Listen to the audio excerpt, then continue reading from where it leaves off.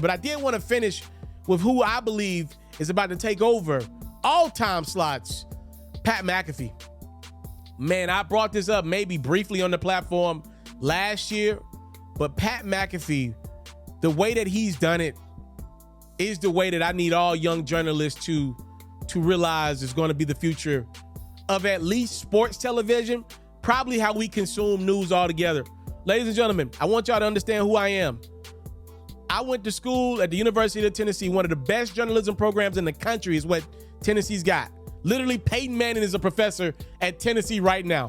It's crazy. Anywho, the things my professors were telling me, they were wrong about. You understand that? Towards the end of my time at Tennessee, I was getting bad grades on some of my projects. We call them packages. I don't want to get too technical here, but I was telling people, the higher-ups, professors that called shots and made decisions and graded my packages. I was saying, yo, man, I hear you. I understand this is how you do it, but listen to what I'm telling you. YouTube is coming. Listen, what I'm telling you, Twitter is coming. Social media is a real thing. And I didn't think it would be where we are today, but I knew it was coming. And I knew there would be changes in the business as we know it today. And I was selling that to my professors. They wouldn't listen to me. They continued to give me C's and low B's on all of my stuff that I was turning in. It was cool though, because your boy graduated in 4 years and I took a semester off to be at ESPN. Tootie-hoo! You know what I mean? Yeah, I did that. But the reality is the business has changed even 25 times more than I could have ever imagined. What we're running into right now is people want a little bit of journalism. They want the news, but they want to hear it from their favorite creator. They want podcasts like interviews. They want personality. They want all of this in one. There's a reason why Stephen A. Smith, as rich as he is right now, is going backwards in creating a podcast. There's a reason why Shannon Sharp just left next to Skip Bayless, one of the most, to me, one of the most certified guarantees in sport television is Skip Bayless over the last decade. Shannon Sharp just left him to go do his own podcast. He's only doing a couple days at First Take. He's thinking about that Club Shay Shay podcast. He's thinking about it. Everybody right now is trying to get some of that Pat McAfee money. And Pat, you know, he had a deal with, I believe it was FanDuel, if I'm not mistaken. He leaves there, and ESPN actually bought him out. Like, Pat McAfee employs his guys. That's his crew.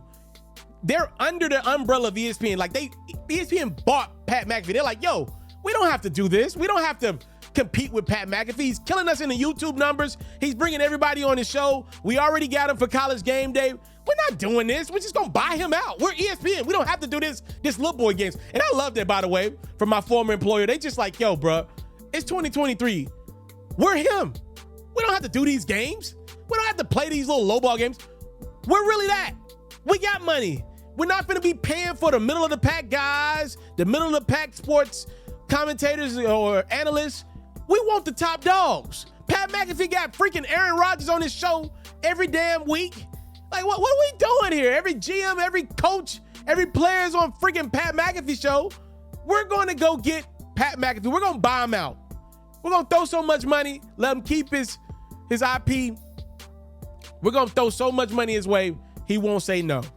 And that's what's exactly happened. They made a deal for Pat. Pat's still on his own YouTube channel. They figured it out for Pat. It was a smart play. Everybody in the business right now is backpedaling to figure out, how did Pat McAfee do it with his own team? How he was able to launch what he's launched, building something. A former kicker in the NFL was Pat. Has built this. And you know what he is, right? He's the drunk white guy at the bar that you just talk sports to for about an hour and a half. He gets on your nerves, but he's compelling. He's entertaining. You know he won't turn down the next beer. You have a good time with him.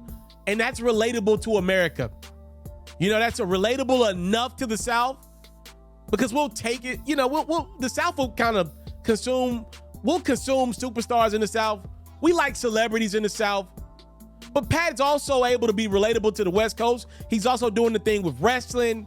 Like, these things matter. He's also really grasping middle of America, which still matters, by the way, and still consume sports. And they'll watch Pat. They'll watch Pat.